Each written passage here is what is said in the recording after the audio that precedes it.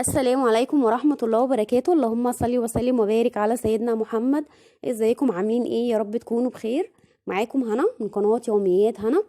هعمل معاكم النهاردة فيديو مخبوزات. اول حاجة هعمل عجينة متعددة الاستخدامات.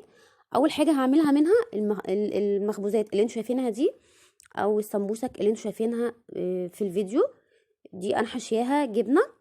انا هعمل منها كمان عيش الهمبرجر والعيش الفينو والبيتزا.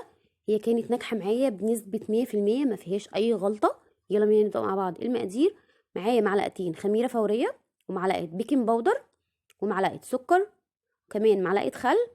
وهحط كوبايتين ونص دقيق. هفصل كوبايه ونص لوحدها، وهحط كوبايه لوحدها، وكوبايه لبن، ونص كوبايه زيت. يلا بينا نبدا مع بعض المقادير. اول حاجه هعملها، هاخد المقادير السايله بتاعتي بس مش كلها. هحط اللبن لازم يكون دافي علشان يتفاعل مع السكر والخميره والبيكنج باودر ويديني نتيجه ناجحه جدا جدا للعجين بتاعي. واحط نص كوبايه الزيت. جربوا العجينه بالطريقه دي، كانت تحفه، هتعجبكم جدا جدا. وهحط عليها معلقتين الخميره ومعلقه البيكنج باودر. الخميره والبيكنج باودر واللبن مع بعض اتفاعلوا وعملوا عجينه تحفه. معلقه الخل، وكمان السكر. بجد جربوها بالطريقه دي، كانت حلوه جدا. واحط كوبايه دقيق زي ما قلت لكم. انا المقادير اللي انا عاملاها كوبايتين ونص. كوبايه الدقيق احطها في الاول مع المقادير السايله دي، وهقلبها كويس جدا جدا. وبالظبط هسيبها 10 دقايق، من 10 دقايق لربع ساعه. هتخمر وهتديني نتيجه تحفه. هوريها لكم دلوقتي. جربوا العجينه بالطريقه دي بجد بجد، هتدعوا لي وهتكتبوا لي في التعليقات ان هي كانت ناجحه معاكم جدا. ممكن تعملوا منها بيتزا، مخبوزات، قرص، اي حاجه انتوا عايزينها هتطلع ناجحه قوي قوي. بجد الطريقه كانت تحفه والنتيجه كانت معايا ناجحه جدا. هسيبها تخمر بالظبط زي ما قلت لكم من 10 دقايق لربع ساعه. وهوريكم العجينه عامله ازاي بعد ما خمرت. بالظبط بعد ربع ساعه ده شكلها. هقرب الكاميرا هوريها لكم. شايفين شكلها عامل ازاي؟ شايفين الهواء اللي فيها ده؟ كده يبقى نجحت معايا قوي قوي. بعد كده احط كوبايه ونص دقيق، وهلم العجينه بتاعتي. هتلم معايا بكل سهوله. لو لقيتوها بس ملزقه بسيط كده حطوا لها رشه دقيق ولموها، هتبقى حلوه جدا. مش هتحتاج اي مقادير تانية، بالعكس طلعت ناجحه قوي وخمرت معايا بسرعه جدا. دي افضل نتيجه ممكن تديكوا مخبوزات هشه وكمان ناجحه جدا. هتخمر معاكم بسرعه قوي. كانت طريه جدا جدا في ايديا. مش عايزه اقول لكم القراقيش كانت طعمها تحفه ازاي. هي مش بشكل قراقيش زي اللي احنا بنعمل اللي بنشتريها من عند الحلواني. لا، هي هشه كده وبتنفش عجينه كده بتنفش، بس حلوه جدا. انا حشيتها جبنه وكنت هحط لها شوكولاته برضو. في فيديو تاني هحط لها شوكولاته هوريها لكم. ده شكلها بعد ما لميتها.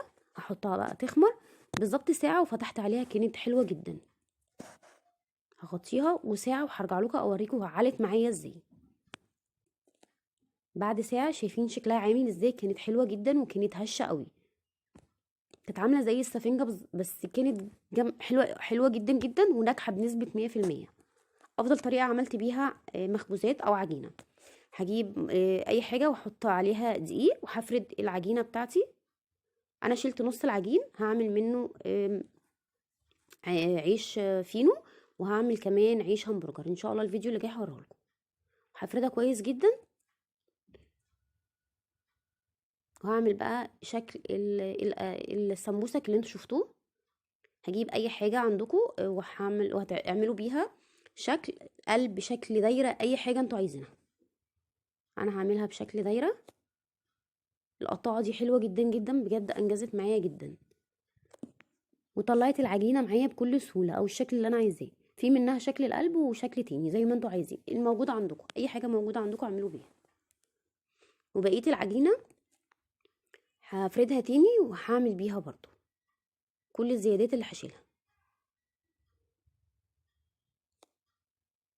العجينه او القراقيش اللي انا عملتها دي، او المثلثات اللي انا عملتها، دي حلوة جدا، تفطروا بيها الصبح. طعمها كان حلو قوي بجد، كانت جميلة مع كوباية شاي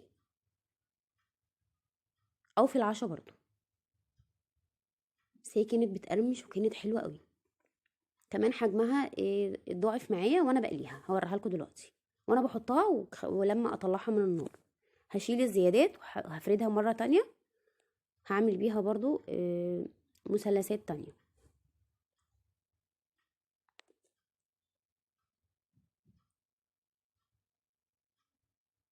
هي مش محتاجة ان هي تخمر معايا تاني. هجيب جبنة وهحشيها على طول. ممكن تحطوا اي حاجة انتوا عايزينها، جبنة كيري او موتزاريلا او جبنة تركي، اي حاجة، او شوكولاتات، ممكن لحمة مفرومة، زي ما انتوا عايزين اي حاجة. هي حلوة قوي وطعمها كان هش وجميل. ما كانتش كمان معجنة من جوه، لا كانت هشة جدا. هتجيب جبنة موتزاريلا وجبنة تركي وهحشيها. كانت حلوة قوي لما اتحطت في النار، كمان الجبنة ساحت، كانت طعمها تحفة. والعجينة زادت معايا، اضافت وكانت هشة جدا. ما كانتش معجنة من جوه، بالعكس. هقفلها كويس جدا بايديكي او بايدينا او بالشوكة، اي حاجة. هي كده كده مش بتتفتح، يعني لما بحطها في الزيت مش بتتفتح معايا. هي بتنفش وبتفضل الجبنة جواها ما بتطلعش منها، يعني ما بتنزلش في الزيت. حلوة جدا.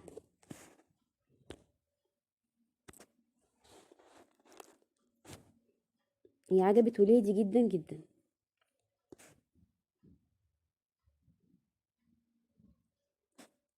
هعملها مرة معاكم بالشوكولاتة، علشان بالشوكولاتة يعني مش هينفع تتقلى. هعملها في الفرن، هوريها لكم، هتبقى حلوة جدا. بعد ما اخلص كل الكمية اللي معايا هوريكم هنعمل فيها ايه. زي ما قلت لكم، اي حاجة انتوا عايزين تحشوها بيها اعملوها. هي طعمها عامة حلوة قوي.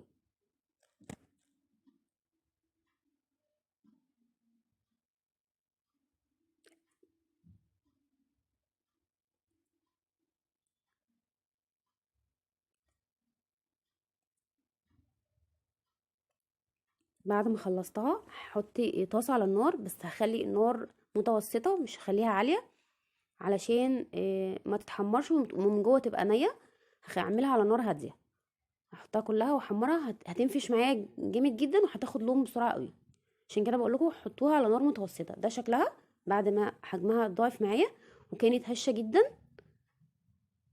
ما كانتش مكبوسة ببعضها. ده بقى شكلها النهائي، بجد كان طعمها تحفة. آه يعني جربوها هتعجبكم جدا جدا. واعملوا بيها اي حاجه، بيتزا، اي حاجه. العجينه كانت حلوه قوي لاستخدامات كتيره جدا. ده شكلها النهائي. يا رب الفيديو يكون عجبكم. ولو الفيديو عجبكم يا ريت بقى متنسونيش باللايك بالاشتراك وتفعيل الجرس علشان يوصل لكم كل جديد في قناه يوميات هنا.